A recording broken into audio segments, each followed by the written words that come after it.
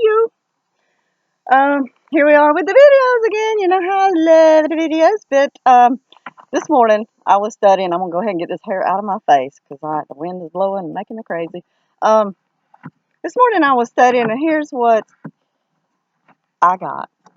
It comes from John 15:5 through 8. I'm gonna try to keep this short, so I'm just gonna jump right into it. And it's funny how when God gives you something, you're like, yeah, that's good. And then you go on about your normal day, and you're doing your normal thing, and then it's like, boom, that's what I meant by that. That's what happened this morning. Yeah, he gets you all of a sudden.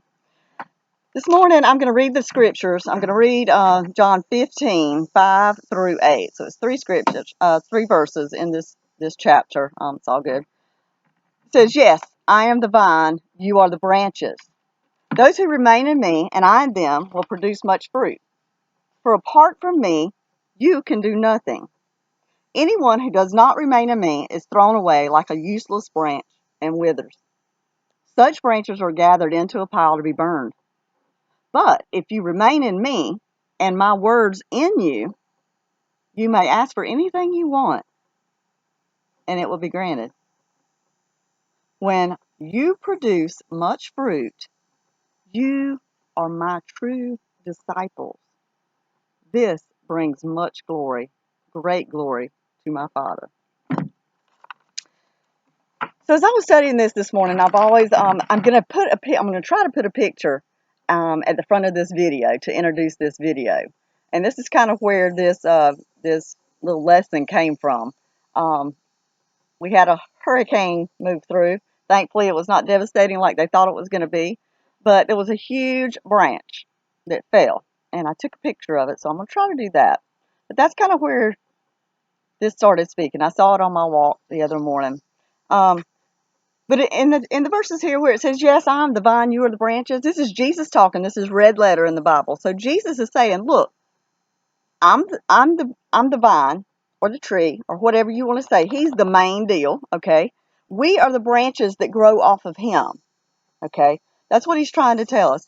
So it was like he's telling us there that when you stay connected to me, you know how a tree or a vine, all of the nutrients come up out of the soil. When it rains, it gets the water from the bottom and it goes up. Um, Same with Jesus. He is the root. He is the tree, the trunk. He is getting all of his nourishment from the Father. Okay, so he is bringing it all up and then pouring it out into us if we stay connected. And so, what happens when the vine disconnects, falls off of the tree, or is severed, cut off? Uh, Guess what? What happens to it? That's right, it dies. Um, so the fruit that he's talking about says, those who remain in me and I in them will produce much fruit. Okay, just like, well, I guess pine cones could be fruit from a pine tree. Anyway, but there are pear trees, there are lemon trees, orange trees, satsuma trees, all kind of stuff around here. Um, when that branch comes out and it stays connected, it's getting all the nutrients, all the water, all the nourishment that it needs, then it is going to produce beautiful fruit. I mean, we have pear trees that are just hanging. I mean, they just bend down and sometimes break off because there's so much fruit hanging on it. You know, that's what we should want to be. We should want to be that branch with the fruit just hanging all over it. But listen to this. It says, but apart from me, you can do nothing. That's where you got me this morning. I was trying really, really hard to get some better quality videos, some just better videos. If I'm going to have to do this, I was trying to figure out how to make it pretty, how to make it better sound, how to make it all this on a no budget. And none of it worked. Okay, none of it worked. And as I was getting very irritated and dragging stuff here and there, he's like, you trying to do this, not me. So I'm like, ooh, you got me on that one. So back to the trees I am. So out here in the middle of the yard with this low budget film, here we are. Back with my laptop camera that they say don't use because it's awful quality. But here I am. I'm just trying to do what he's telling me to do. He's going to take care of the rest. But it says, listen to this. He just told us if we remain in him, what's going to happen. We're just going to be just almost about to break with fruit just falling off of us. But anyone who does not remain in me, this means connected to him, in communion with him, talking with him, sitting with him, studying his word, praying, listening. All of that is how we stay connected to him. Oh, look at the dogs in the background. They just, yeah, photo bombers. So low budget. But it says if we do not stay connected to him, this is what we are. This is what we need to be in fear of. Anyone who does not remain in me is thrown away like a useless branch that withers. Now think about that. That's what's going to happen if we don't stay connected to him. If we don't stay, okay, if we don't stay connected to him, we're going to wither. That fruit will stay on for a little bit, but you know what eventually happens? It starts to rot. We can fake it for a little bit, but it doesn't last. That fruit's going to die. That vine's going to die. We don't want to be like that. But it's so easy to get like that when you get too busy.